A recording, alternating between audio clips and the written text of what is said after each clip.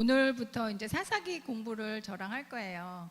지난주에 이제 여호수아 공부 다 마쳤는데 여호수아서의 연장선이라고 보시면 돼요. 여호수아의 전체적인 내용이 뭐였는지 기억이 나세요? 두 가지. 여호수아를 두 개로 크게 나누면 뭐였죠? 정복. 그다음 정복을 했으니까 가나안 땅에 어떻게 해야 되죠? 정착. 여호수아를 반으로 딱 잘라서 앞에는 정복하는 거, 그다음에 뒤편에는 이스라엘 백성들이 정착하는, 가나안 땅에 어떻게 정착하느냐. 그러고 나서 이제 여호수아가 죽었어요. 그 이후의 이야기가 사사기의 말씀입니다. 그래서 사사기 거기 PPT 한번 보여주세요. 처음에 사사기라는 책은 어디에 위치해 있냐면 여호수아 바로 뒤에. 그래서 이제 역사서 두 번째 책입니다. 계속 진행이 되고 있습니다. 그 다음에 또 넘겨주세요. 네. 그 다음 넘겨주세요. 네. 그 사사기 제목이 제가 발음이 별로 안 좋아서 영어 여지라고 하는데 사사라요. 사사. 재판관. 이런 뜻이에요. 재판하는 사람을 사사라고 이야기를 했어요. 그래서 라틴어 번역에서 유래가 됐다. 영어나 헬라어나 라틴어 세 모두가 다 사사라는 제목이 있다. 그래서 히브리어 제목도 쇼프팀, 그것도 역시 사사라는 뜻이다. 그래서 사사는 판결자, 중재자 그런 뜻이라 그랬어요. 그러니까 사사기가 사사라는 게 여호수아가 죽은 후에 아직은 왕이 세워지지 않았잖아요. 이스라엘에. 그러니까 왕이 세워지기 전에 이스라엘이 12지파니까 다 땅을 12지파로 분배를 했잖아요. 그러니까 그 지파마다 다 자기들이 재판하는 사람들이 있었어요. 그러니까 그 사람들이 바로 사사예요. 근데 오늘 여기서 나오는 이 사사들은 특별히 더 혼란기에, 아직 왕이 세워지기 전에 이스라엘이 혼란한 그 시기에 하나님께서 특별히 부르셔서 이스라엘 나라를 적의 침입으로부터 보호했던 사람들. 그러니까 군사적인 의미도 많이 있어요. 군사적으로 적과 싸워서 이스라엘을 이렇게 구출해냈던 그런 역할을 했던 사람이고, 대신에 또 통치자의 의미도 있어요. 재판도 하고 다스리기도 하고 그랬던 사람들이거든요. 그래서 그런 사람들을 사사라고 이야기를 합니다. 그래서 지금은 하나님께서 다스리는 신정 정치, 그리고 이후에 사울 왕이 등극하기 전까지 왕정 정치가 시작되기 그 사이에 이스라엘을 다스렸던, 통치했던, 군사적으로 외세의 침입에 맞서서 이스라엘을 보호했던 그런 사람들을 바로 사사다 이렇게 얘기하시면 돼요. 그러니까 이 사사는 뭐 제사장처럼 이렇게 세습이 되는 게 아니었어요. 하나님께서 임의로 택하신 사람들, 필요한 곳에 하나님께서 택하신 사람들이었다 생각을 하시면 됩니다. 그 다음에 B번, 사사기는 성경에서 가장 어떤 책이다 라고 나왔어요. 가장 슬픈 책이래요. 왜 슬프냐면 이스라엘의 실패를 다루는 책이기 때문에 가장 슬픈 책 중에 하나다. 왜 그러냐면 여호수아가 죽자마자 이스라엘이 곧바로 350여 년 동안 배교를 해요. 그러니까 그 기간 이스라엘이 400년에서 이제 애굽에서 탈출을 해서 가나안에 정복하고 정착을 했는데 그 이후에 350년은 또 암울한 시기인 거예요. 그래서 슬픔의 책이다, 실패의 책이다, 그렇게 이야기를 합니다. 그 다음에 저자 보겠습니다. 사사기의 저자는 알려지지가 않았어요. 알 수가 없어요. 근데 이제 유대인 전통에 따르면 사무엘이 저자가 아닐까라고 추측을 하고 있습니다. 왜냐하면 사무엘이 사사 시대하고 왕정 정치를 잇는 마지막 사사예요. 그래서 사무엘이 쓰지 않았을까 그렇게 추측을 하기도 합니다. 그다음에 기록 연대와 배경. 기록 연대는 사사기가 그러면 언제 기록이 되었냐? 아까 하나님이 다스리시는 신정 정치, 왕이 세워졌던 왕정 정치. 그러니까 왕정 정치 이후 사울이 통치를 시작하고 다윗이 예루살렘을 점령한 그 사이 어느쯤에 사사기가 기록되지 않았을까라고 추정을 합니다. 그러니까 기록 연대는 이거고요. 사사기가 다루는 내용은 사실은 여호수아가 죽은 이후부터 사무엘이 등장할 때까지의 기간이에요. 그래서 350년 아니면 좀 더 길게 잡으면 365년, 여호수아가 죽은 이후에 365년의 기간을 다루는 책이다 그랬습니다. 그리고 사사들은 이스라엘, 아까도 얘기한 것처럼 사사들이 이스라엘 전체를 다 다스린 게 아니에요. 12지파로 나눠져 있기 때문에 그 지파별로 하나님께서 사사들을 세우셨거든요. 그러니까 사사들이 이렇게 활동하는 시기가 겹치기도 해요. 그런 것도 좀 보시면 되고, 그래서 사사기에서 많이 나오는 말 중에 뭐냐면 이스라엘의 왕이 없었으므로, 이런 말들이 후반기에 가면 굉장히 많이 나오거든요. 그러니까 이스라엘에 아직 왕이 없는 거예요. 이스라엘에 왕이 없어서 이스라엘이 걸었던 배교의 길, 그래서 그 결과로 찾아온 종교적이고 도덕적인 타락, 무정부 상태의 혼란한 것들을 사사기에서 고스란히 드러내주고 있어요. 그런 내용들이 있다는 거 보시면 되고, 그 다음에 특징 보겠습니다. 특징은 여호수아서하고 사사기는 그래서 많이 대조를 이루고 있어요. 여호수아서는 승리를 다루고 있으면 사사기는 패배를 다루고, 여호수아는 진전을 다루면 사사기는 쇠퇴, 여호수아는 믿음, 사사기는 불시즌, 여호수아 순종, 사사기는 불순종. 여호수아서는 속박에서 자유였는데 이제는 사사기는 다시 속박이에요. 죄의 속박. 네. 애굽의 속박이 아니라 죄의 속박된 모습을 다루는 것이 사사기입니다. 그 다음에 비번, 사사기의 특징 비번을 보면 7번의 순환, 사이클이 나오고 있습니다. 지난번에 우리 계속 들었었어요. 7번의 사이클이 어떤 사이클이었냐면, 보여주세요.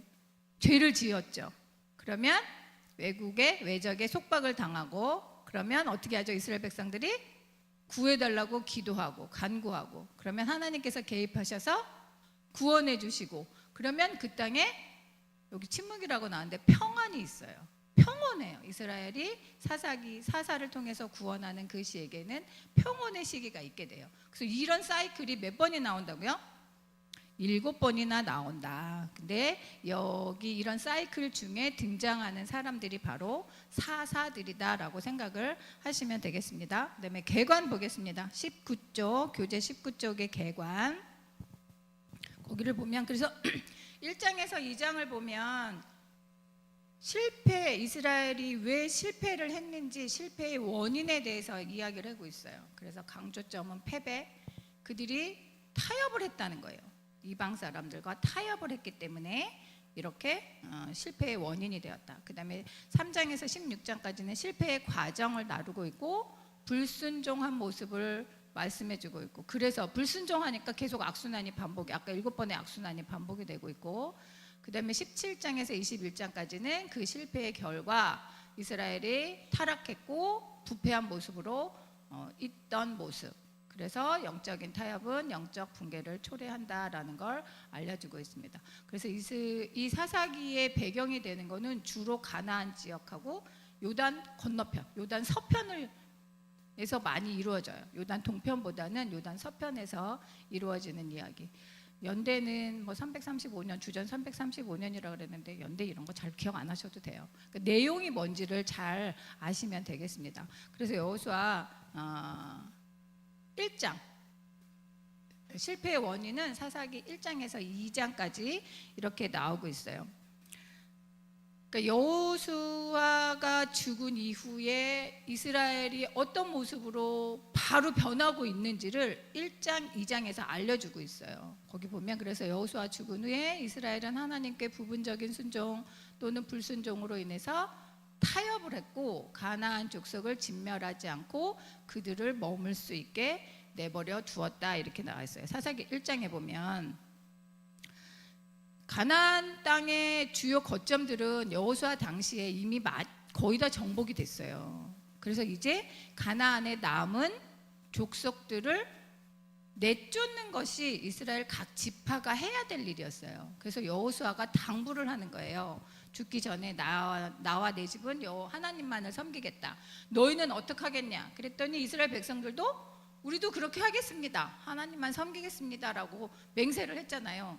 근데 그 마음이 다 변해버린 거예요. 여호수아가 죽고 나서 타협을 하는데 왜 타협을 하게 되냐면 이스라엘 백성들이 각 지파가 쫓아내어야 하는 그 가나안의 족속들을 쫓아내지 못했기 때문에 결국에는 그들과 타협하고 그들과 동화되는 삶을 살아간 거예요. 그래서 결국에는 우상숭배의 길로 빠져갔다는 것을 사사기 1장에서 알려주고 있습니다. 사사기 1장 1절 한번 같이 읽어보도록 하겠습니다. 사사기 1장 1절 여호수아가 죽은 후에 이스라엘 자손이 여호와께 여쭈어 이르되 우리 가운데 누가 먼저 올라가서 가나안 족속과 싸우리까. 그러니까 여호수아가 죽은 이후에 이제 이스라엘 자손이 가나안의 각 지파별로 이제 전쟁을 치르러 가는 거예요. 처음에는 하나님께 여쭙고 누가 먼저 올라갈까요? 그러니까 하나님께서 유다 지파가 먼저 올라가라. 그래서 유다 지파가 가서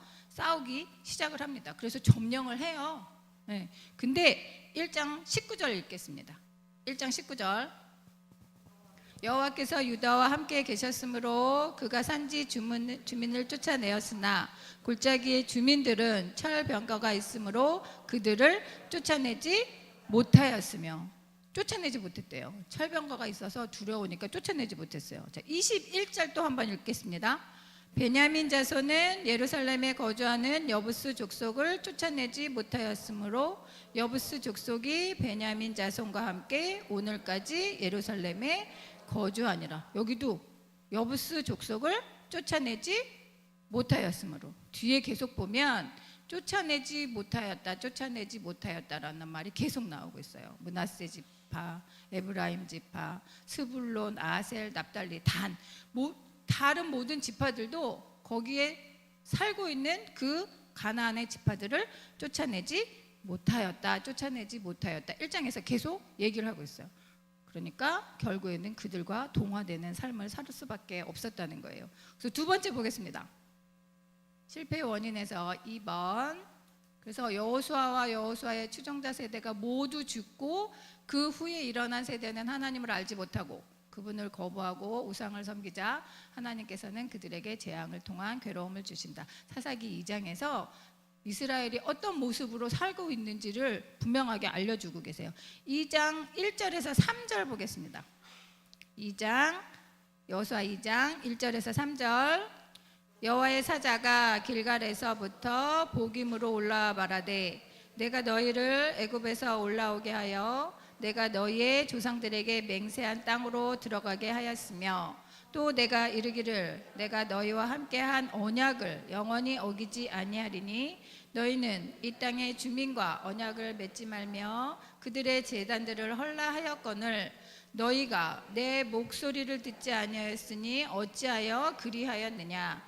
그러므로 내가 또 말하기를 내가 그들을 너희 앞에서 쫓아내지 아니하리니 그들이 너희 옆구리에 가시가 될 것이며 그들의 신들이 너희에게 올무가 되리라 하였노라. 여호와의 사자가 이스라엘 백성들이 상태가 어떤지 지금 분명하게 알려주시고 있어요. 가나안의 주민과 언약도 맺지 말고 그들을 다 내쫓으라 했는데 오히려 이스라엘 백성들이 가나안 주민과 언약을 맺고 우상을 헐어버리라 했는데 그것을 오히려 섬기고 그래서 내가 너희에게 그들이 옆구리에 가시가 되고 그들의 신이 너희에게 올무가 되게 하겠다라고 말씀을 하고 계십니다.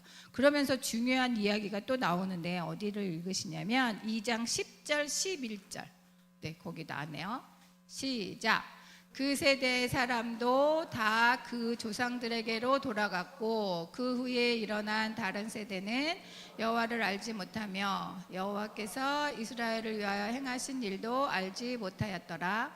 이스라엘 자손이 여호와의 목전에 악을 행하여 바알들을 섬기며 10절에 보면 그 세대의 사람도 다 그 조상들에게로 돌아갔고 그러니까 여호수아 세대예요. 여호수아가 죽고 여호수아와 함께 정복했던 출애굽 2세대들 1세대는 이미 가나안에서 죽었잖아요. 그러니까 출애굽 2세대들이 가나안 땅에 들어가서 정복을 했어요. 근데 그 출애굽 2세대들 정복했고 이제 정착을 시작했던 그 세대들도 다 죽고 나서 그 후에 일어난 다른 세대는 하나님을 알지 못했대요. 그리고 하나님께서 이스라엘 위하여 행하신 일도 알지 못했대요. 그러니까 결국에는 가나안의 풍습에 젖어 살 수밖에 없었다는 것입니다. 그렇게 경건한 세대가 다 죽고 나서 바알과 아스다롯을 섬기는 이스라엘 백성들, 그리고 하나님께서 진노하시고 그 진노 가운데서도 하나님께서는 사사들을 보내주셨어요. 자, 2장 18절 19절 읽겠습니다. 2장 18절 19절 여호와께서 그들을 위하여 사사들을 세우실 때에는 그 사사와 함께 하셨고 그 사사가 사는 날 동안에는 여호와께서 이는 그들이 대적에게 압박과 괴롭게 함을 받아 슬피 부르짖음으로 여호와께서 뜻을 돌이키셨음이거늘 그 사사가 죽은 후에는 그들이 돌이켜 그들의 조상들보다 더욱 타락하여 다른 신들을 따라 섬기며 그들에게 절하고 그들의 행위와 패역한 길을 그치지 아니하였으므로. 네, 2장 18절 19절 저희가 읽은 말씀에 보면 이스라엘 백성들이 하나님께서 사사를 보내시면 그 사사가 사는 날 동안에는 하나님을 섬기다가 사사가 죽으면 다시 뜻을 돌이켜서 여호와 하나님을 버리고 바알과 아스다롯 가나안의 신들을 섬겼다고, 그래서 그들이 패역한 길을 그치지 아니하였다고 말씀을 해주고 있습니다. 이러한 모습이 이제 계속해서 반복이 되고 있는 거예요. 그래서 3장에 보면 어떠한 이제 사사들이 등장을 하고 있어요. 하나님께서 세우신 그 사사들이 등장을 하고 있는데 한번 같이 보도록 하겠습니다. 그 다음에 B번 그래서 보겠습니다. 실패의 과정들, 사사기 3장에서 16장까지가 실패의 과정인데 여기에서는 여러 전쟁들이 나오고 있어요. 사사들이 함께 진행하고 있는 여러 전쟁들. 1번 보겠습니다. 하나님께서 가나안 땅 내에 남겨두신 적들은 이스라엘이 하나님께 신실함을 증명하는 시험이었는데 그들은 실패를 하고 가나안의 생활 방식을 따라갔다 이야기하고 있습니다. 어디를 보시냐면 2장 22절 보겠습니다. 이는 이스라엘이 그들의 조상들이 지킨 것 같이 나 여호와의 도를 지켜 행하나 아니하나 그들을 시험하려 함이라 하시니라. 그 다음에 3장 1절 4절도 보겠습니다. 3장 1절 4절 여호와께서 가나안의 모든 전쟁들을 알지 못한 이스라엘을 시험하려 하시며 4절 남겨두신 이 이방 민족들로 이스라엘을 시험하사 여호와께서 모세를 통하여 그들의 조상들에게 이르신 명령들을 순종하는지 알고자 하셨더라. 하나님께서 그 가나안 백성들을 다 내쫓지 않으신 이유가 뭐냐면 이스라엘 백성들을 시험하기 위함이라고 그랬어요. 새로운 세대들이 하나님의 말씀을 순종하는지 불순종하는지 시험하시려고 그들에게 그 가나안 족속들을 남겨두셨다라고 말씀을 하고 있습니다. 그러니까 시험을 했는데 결국은 시험에 통과를 못한 거예요. 그래서 2번 보겠습니다. 2번 이스라엘 자손이 넘겨주세요. 네, 이스라엘 자손이 여호와의 목전에서 악을 행할 때 하나님께서 온니엘, 에훗, 삼갈 등의 사사를 세워서 이스라엘을 통치하신다. 사사기 3장의 내용이에요. 3장에 지금 사사 이름이 나왔네요. 누구누구 나왔죠? 온니엘, 그 다음에 에훗, 삼갈. 네, 3장에 나오는 사사들의 이름입니다. 이스라엘이 여호와의 목전에서 악을 행하자 하나님께서는 메소포타미아에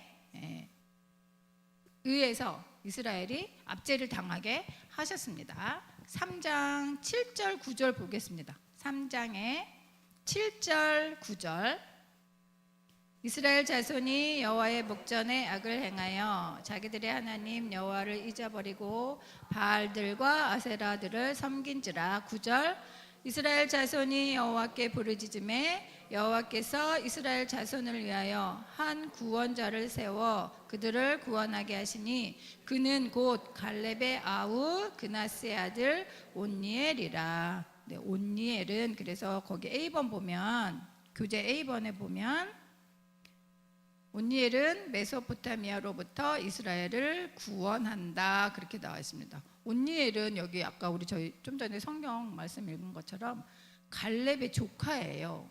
갈렙 다 아시죠? 이산지를 내게 주십시오. 85세가 되었어도 이산지를 제게 주시면 제가 가서 싸우겠습니다라고 해서 헤브론을 점령한 사람이 갈렙이에요.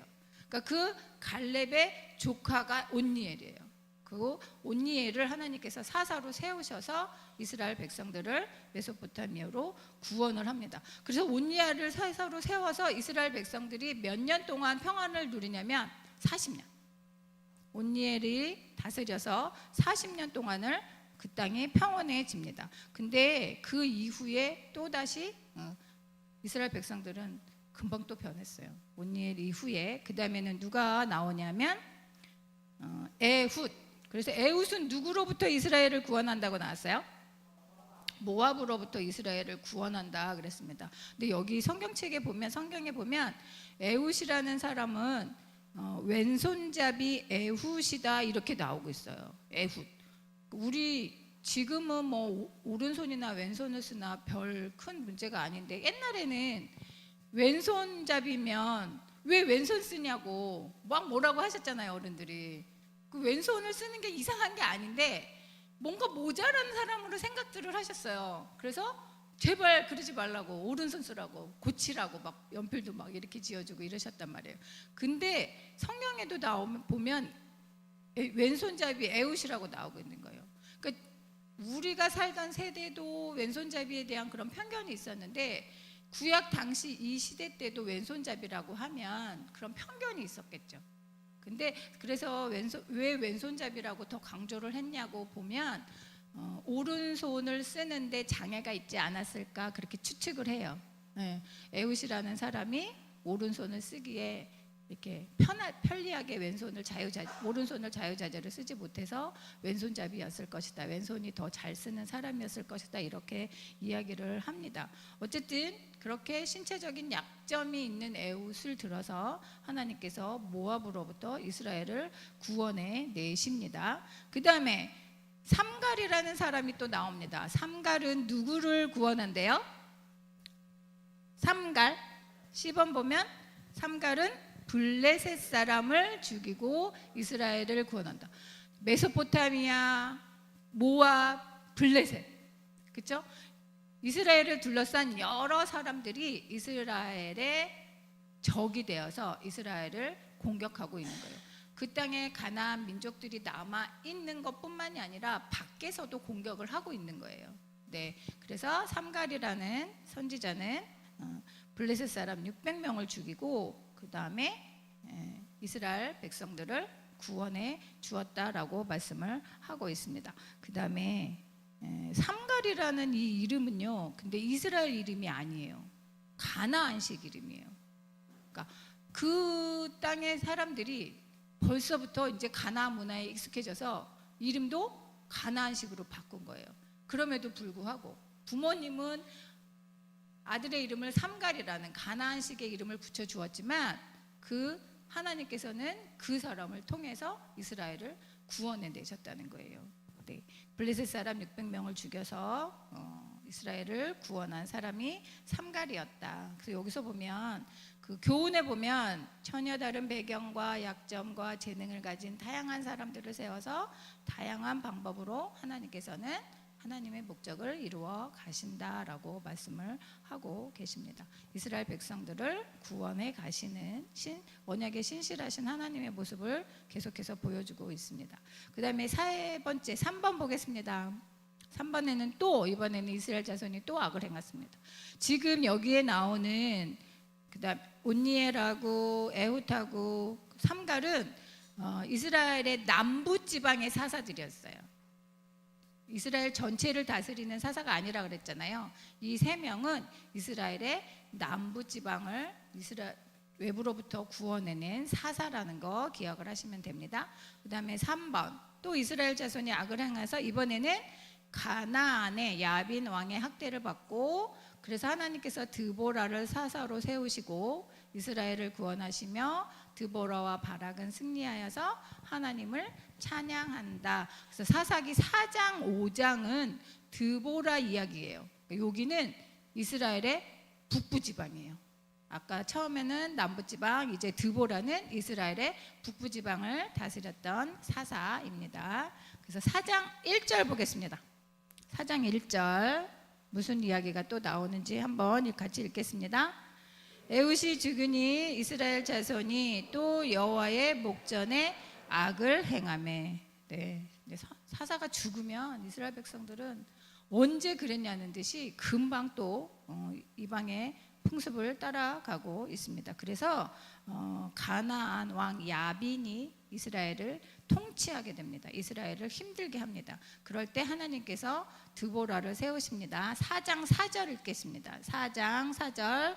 그때에 라피도세 아내 여선지자 드보라가 이스라엘의 사사가 되었는데, 하나님께서 여선지자 드보라를 세워서 이스라엘의 사사로 삼으셨다 그랬습니다. 근데 드보라는 선지자였어요. 여자 선지자였고 그 다음에 사사의 역할도 했다 이야기를 하고 있습니다. 그래서 A번, 3번의 A번, 에훗이 죽은 후에 이스라엘이 여호와의 목전에 악을 행하고 가나안에게 20년 동안 압제당하게 하시고, 그 다음 B번은 근데 가나안 왕 야빈 왕은 철병거가 900대가 있었대요.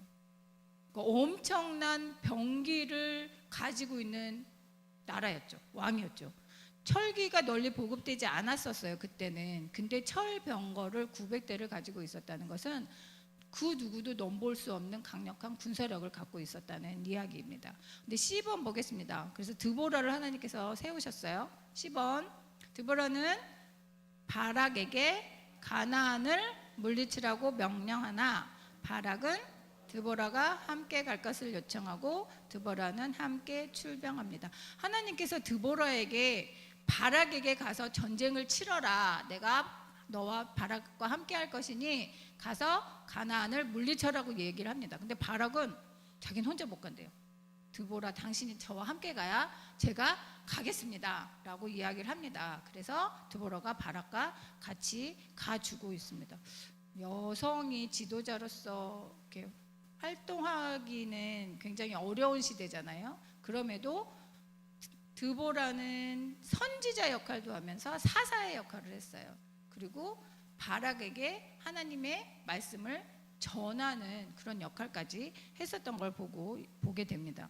그런데도 바락은 자기 혼자는 도저히 못 가겠다라고 이야기를 합니다. 그래서 사사기 명단에 사사로 바락은 등장하지 않아요. 그러니까 사사의 이름 하면 드보라의 이름이 등장을 하게 되는 것입니다. 근데 D번 보겠습니다. 그러고 나서 가나안 군대 장관 시스라는 수세에 몰려 도망가고 장막 깁는 여인 야엘에게 죽임을 당하고 이스라엘은 가나안 왕 야빈을 진멸한다. 자, 사사기 21장 4장 21절 23절 읽겠습니다. 사사기 4장 21절 23절 두 절 읽겠습니다. 그가 깊이 잠드니 헤벨의 아내 야엘이 장막 말뚝을 가지고 손에 방망이를 들고 그에게로 가만히 가서 말뚝을 그의 관자놀이에 박음에 말뚝이 꿰뚫고 땅에 박히니 그가 기절하여 죽으니라. 23절. 이와 같이 이날에 하나님이 가나안 왕 야빈을 이스라엘 자손 앞에 굴복하게 하신지라. 아멘. 지금 드보라가 사사의 역할을 할 때 또 다른 여인의 이름이 등장했네요. 그 여인의 이름이 누구죠? 야엘. 시스라는 가나안의 장관이에요. 그래서 지금 도망가고 있어요. 근데 이 시스라가 도망간 곳이 어디냐면 겐사람 헤벨의 집에 들어갔어요. 근데 그 겐사람 헤벨의 아내가 시스라를 환대합니다. 그리고 숨겨주는 척하면서 결국에는 그 여인 야엘에게 죽임을 당하고 말아요. 그래서 하나님께서 갚아주시는 거죠. 가나안들이 이스라엘 백성들에게 악행했던 것을 오히려 이방 여인 겐 사람, 이스라엘 백성 아니거든요. 겐 사람은 누구냐면 모세의 장인, 모세의 장인이 겐 사람이에요. 그러니까 모세의 장인의 후손인 거예요.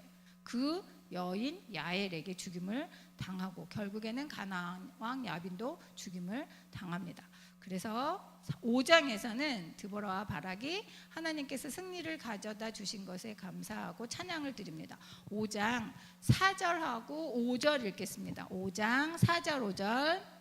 여호와여, 주께서 세일에서부터 나오시고 에돔 들에서부터 진행하실 때에 땅이 진동하고 하늘이 물을 내리고 구름도 물을 내렸나이다. 산들이 여호와 앞에서 진동하니 저 시내산도 이스라엘의 하나님 여호와 앞에서 진동하였도다. 그래서 5장에서 계속 드보라와 바락이 하나님을 찬양하는데요. 31절 읽겠습니다. 5장 31절. 여호와여, 주의 원수들은 다 이와 같이 망하게 하시고 주를 사랑하는 자들은 해가 힘있게 도둠갑게 하옵시옵소서 하니라. 그 땅이 40년 동안 평온하였더라. 아멘. 드보라가 사사로 활동하고 나서 40년 동안 이스라엘에 평온함이 있었다라고 이야기를 하고 계십니다. 그 다음에 네 번째 보여주세요. 4번. 네. 그 다음에 이제 그러고 나서 그 평온함이 계속 갔으면 좋은데 이스라엘이 또 악을 행하고 이번에 또 미디안의 손에 넘어갑니다. 그래서 하나님께서는 그때 누구를 부르시냐면 기드온을 부르셔요. 그래서 그와 300명의 용사를 통해서 미디안을 물리치는 일. 그렇지만 나중에 기드온이 결국에는 타락했던 모습들이 사사기 6장에서 8장까지의 내용입니다. 기드온의 내용은 여러분들 다 잘 아시는 내용이지만 함께 또 살펴보도록 하겠습니다. 6장 1절 보겠습니다. 6장 1절. 이스라엘 자손이 또 여호와의 목전에 악을 행하였으므로 여호와께서 7년 동안 그들을 미디안의 손에 넘겨주시니, 미디안 족속이 수시로 가나안 땅에 오는 거예요. 그래서 이스라엘이 농사지은 가축들, 곡식들, 가축들 다 가져가고 몰수해 갑니다. 그래서 이스라엘 백성들은 도저히 살 수가 없게 돼요. 그래서 산 속에 들어가서 몰래 굴을 파고 산성을 만들어서 그 속에 숨어 사는 그러한 형편에 처하게 됩니다. 그러자 하나님께 부르짖고 하나님께서 기드온을 세워 주십니다. 6장 12절 16절 읽겠습니다. 그래서 비번의 말씀이에요. 하나님께서 기드온을 이스라엘의 사사로 세우십니다. 6장 12절 16절. 큰 용사여, 여호와께서 너와 함께 계시도다 하매. 그 다음 16절. 여호와께서 그에게 이르시되 내가 반드시 너와 함께 하리니 내가 미디안 사람 치기를 한 사람 치든 하리라 하시니라. 네. 근데 기드온은 굉장히 연약해요. 그리고 두려움이 많은 사람이었어요. 겁도 많은 사람이었어요. 그럼에도 하나님께서 너와 함께 할 거고 미디안 치기를 한 사람 치듯이 치게 할 것이다. 그러니까 두려워하지 말고 가라라고 이야기를 하십니다. 그런데 미디안이 하나님께 구하는 것들이 있었죠. 그 전에 C번 먼저 보겠습니다. C번. 그래서 하나님께서 기드온에게 먼저 할 일을 주셨어요. 무엇이었냐면 이스라엘 백성, 기드온 자기네 공동체가 섬기고 있었던 바알 다 없애라.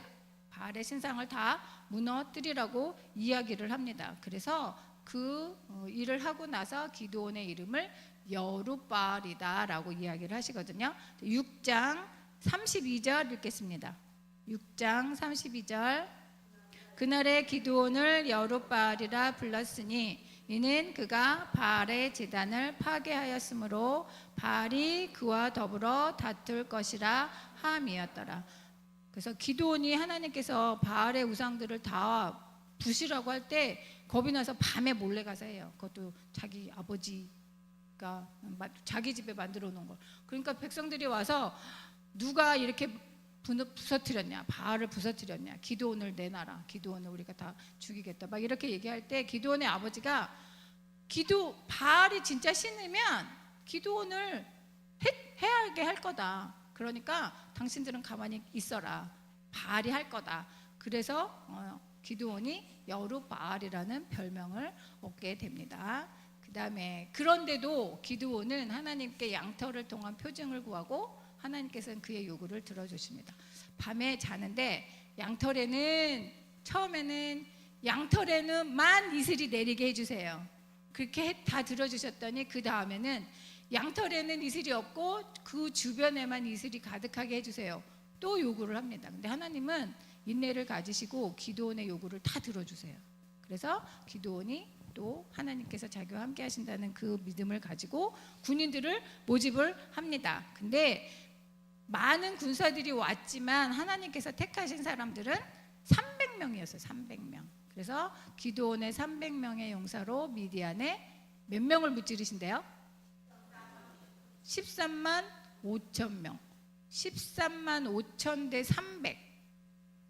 몇 프로일까요? 따져보니까 1%도 안 된대요. 싸움하는 그 전쟁의 명수를 따지면 13만 5천 명하고 300명은 1%예요. 1%. 그런데도 하나님께서 300명 가지고 미디안을 무찌르라고 이야기를 하십니다. 왜 그렇게 하셨을까요? 왜? 하나님께서 이스라엘 백성들이 많이 왔거든요. 싸움에 나가려고. 왜 다 돌려보내고 300명만으로 싸우게 하셨을까요? 네? 하나님이 하시는 걸 보여주려고. 맞았습니다. 그래서 7장 2절 읽겠습니다. 사사기 7장 2절. 여호와께서 기드온에게 이르시되 너를 따르는 백성이 너무 많은즉 내가 그들의 손에 미디안을 넘겨주지 아니하리니 이는 이스라엘이 나를 거슬러 스스로 자랑하기를 내 손이 나를 구원하였다 할까 함이니라. 그래서 7절 읽겠습니다. 7장 7절. 여호와께서 기드온에게 이르시되 내가 이 물을 핥아먹은 300명으로 너희를 구원하며 미디안을 내 손에 넘겨주리니 남은 백성은 각각 자기의 처소로 돌아갈 것이니라. 아멘. 하나님께서 이스라엘 백성들이 이기면, 전쟁에 나가서 이기면 내가 내 힘으로 이겼다 할까봐, 나를 내 스스로 힘으로 이겼다 자랑할까봐 300명만을 택해서 전쟁에 나가게 하셨다 이야기하고 있습니다. 그러니까 전쟁을 이끄시는 분, 이스라엘 하나님께서 승리를 주시는 분이라는 걸 이스라엘 백성들에게 각인시키기 위해서 그렇게 하셨습니다. 그래서 7장 20절 보겠습니다. 그래서 나팔을 들고 횃불과 항아리 안에 횃불을 숨기고 이제 이스라엘 백성들이 진군을 합니다. 7장 20절 읽겠습니다.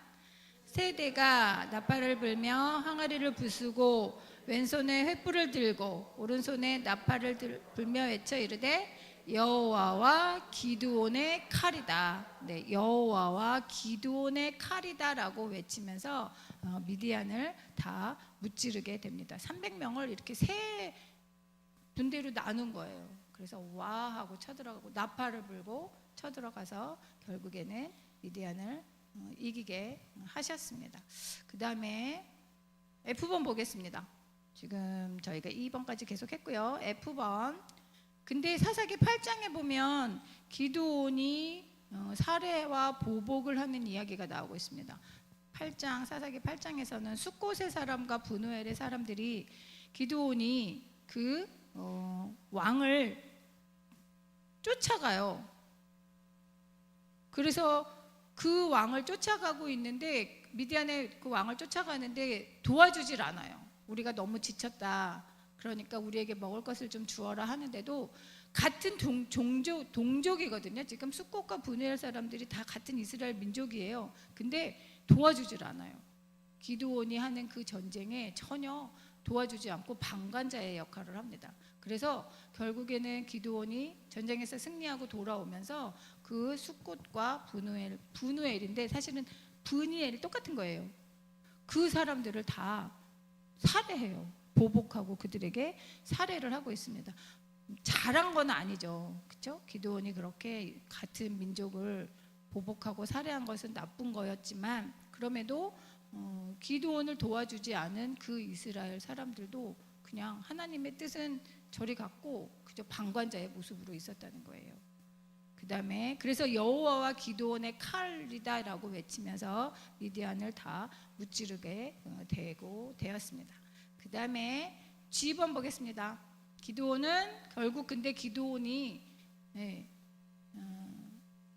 잘 그렇게 전쟁에서 승리하고 잘 있었으면 좋은데 그러질 못했어요. 8장 22절에서 보면 그 이후에 보면 기드온은 부에 대한 욕심 또 우상숭배 일부 다처제에 빠져 있습니다. 그러니까 8장 22절 23절에 보면 이스라엘 사람들이 전쟁에서 들어온 기드온을 왕으로 삼고자 해요. 당신이 전쟁에서 승리하고 돌아왔으니 우리의 왕이 되어 주십시오. 근데 기드온은 거절해요. 왜냐하면 하나님이 이스라엘의 왕입니다라고 고백을 하거든요. 자, 8장 22절 23절 읽어보겠습니다. 8장 22절 23절 그때 이스라엘 사람들이 기드온에게 이르되 당신이 우리를 미디안의 손에서 구원하셨으니 당신과 당신의 아들과 당신의 손자가 우리를 다스리소서 하는지라. 기드온이 그들에게 이르되 내가 너희를 다스리지 아니하겠고 나의 아들도 너희를 다스리지 아니할 것이요 여호와께서 너희를 다스리리라 하니라. 그러니까 하나님께서 이스라엘을 다스리는 분이라는 걸 고백을 해요. 근데 그럼에도 불구하고 24절의 이후에 보면 그 전쟁의 전리품을 자기에게 달라고 그래요. 좋은 옷, 금 이런 거 다 자기가 요구를 해서 그것을 가지고 나서 무엇을 만드냐면 에봇을 만들어요. 에봇. 어디에 나왔냐면 제가 찾고 있네요. 에봇이 어디 나왔을까요? 27절. 네, 27절 읽겠습니다. 기드온이 그 금으로 에봇 하나를 만들어 자기의 성읍 오브라에 두었더니 온 이스라엘이 그것을 음란하게 위함으로 그것이 기드온과 그의 집에 올무가 되니라. 에봇을 만들었다고 나왔어요. 에봇이 뭘까요? 에봇. 에봇. 대제사장이 입는 옷이었어요. 그러니까 대제사장만이 입을 수 있는 하나님께서 제사장만이 입으라고 만들어 놓은 옷이에요. 그러니까 그 옷도 아무나 만들 수도 있는 것도 아니고, 그렇죠? 그럼에도 불구하고 이 기드온이 그 에봇을 만든 거예요. 대제사장만이 입는 에봇을, 그것도 금으로 된 에봇을. 그리고 그걸 자기 집에 두었어요. 그랬더니 이스라엘 백성들이 그 에봇을 우상으로 섬기는 거예요. 그 당시에 사사시대에 하나님의 예배처소는 한 군데 있었어요. 실로가 하나님의 예배처소예요. 성막이 그곳에 있었어요. 그래서 이스라엘 백성들이 예배드리러 실로에 가야 돼요. 근데 기드온의 이 에봇이 있으니까 이스라엘 백성들이 실로에 가지 않는다는 거예요. 그리고 이 기드온의 에봇을 우상숭배, 하나님처럼 섬기기 시작했다는 거예요. 그래서 결국에는 이것이 기드온 집에 올무가 되었다라고 이야기를 하고 있습니다. 그 다음에 5번 보겠습니다. 그러고 나서 기드온이 죽은 후에 H 보면 또 이스라엘 백성이 우상숭배에 빠지고 하나님을 거역하게 됩니다. 그 다음에 9장 보겠습니다. 9장까지만 할게요. 오늘 조금 더 하려고 그랬는데 시간이 안 되니까 9장까지 보겠습니다. 9장에는 아비멜렉이 나오고 있어요. 근데 여기 보면 자기 형제 70명을 죽였고 이스라엘의 왕이 되고 요담은 그를 저주했다. 그래서 아비멜렉이 세겜과 싸우다가 죽는다. 이런 이야기가 나오고 있습니다. 자, 아비멜렉은 누군지 나오고 있어요. 9장 4절. 9장 4절 보겠습니다. 바알브리 신전에서 은 70개를 내어 그에게 주매 아비멜렉이 그것으로 방탕하고 경박한 사람들을 사서 자기를 따르게 하고 5절 오브라에 있는 그의 아버지의 집으로 가서 여룻바알의 아들 곧 자기 형제 70명을 한 바위 위에서 죽였으되 다만 여룻바알의 막내 아들 요담은 스스로 숨었으므로 남으니라. 여기 오브라에 있는 그의 집 그리고 여룻바알의 아들 그렇게 나왔잖아요. 여룻바알이 누구죠? 아비멜렉의 아버지죠. 여룻바알이 별명이잖아요. 누구의 별명이었어요? 바알의 우상을 다 부신 사람 누구였어요? 바로 앞에 사사 300명 용사와 싸운 사람 기드온. 그러니까 이 여룻바알은 기드온의 아들이에요. 근데 기드온의 첩의 아들이에요. 그리고 기드온의 본처에게는 70명의 아들이 있었고, 그러니까 70명 중에 이 아비멜렉은 첩의 아들인 거예요. 그러니까 이 기드온이 죽은 이후에 아비멜렉이 그 자기 형제 기드온의 아들들을 다 죽여버리고 자기가 왕이 된 거예요. 스스로 왕이 됐어요. 스스로 왕이 된 것도 나쁜 일인데, 중요한 것은 아까 4절에서 읽은 대로 바알브릿 신전에서 사람들을 샀대요. 돈 주고 사람들을 사서 자기 형제 70명을 죽였어요. 여기 바알브릿은 뭐냐면 바알의 신전인 거예요. 바알을 섬기는 그 신전에 불량한 사람들을 대동해서 자기 형제들을 다 죽여버린 거예요. 그런데 그때의 막내 아들인 요담이 살아남아서 우아의 이야기를 합니다. 무슨 이야기를 하냐면, 비번에 보면 막내 아들 요담이 아비멜렉의 사악함을 우아를 사용해서 비난하고 저주한다. 감람나무가 있고 무화과 나무가 있고 포도나무가 있고 가시나무가 있었어요. 근데 감람나무, 무화과나무, 포도나무에게 우리 나무들의 왕이 되어 주십시오 하는데 다 거절했어요. 나는 하나님을 섬기고 사람들에게 유익이 되는데 내가 이걸 버리고 무슨 왕이 되냐? 안 했어요. 근데 가시나무는 자기가 왕이 됐어요. 그 가시나무가 바로 아비멜렉을 말하는 거였어요. 근데 C번 보겠습니다. 5번에 C번 보면 결국에는 그 아비멜렉과 세겜이 처음에는 작당을 해서 기드온의 아들들을 다 죽였지만 이제는 아비멜렉과 세겜이 서로 싸워요.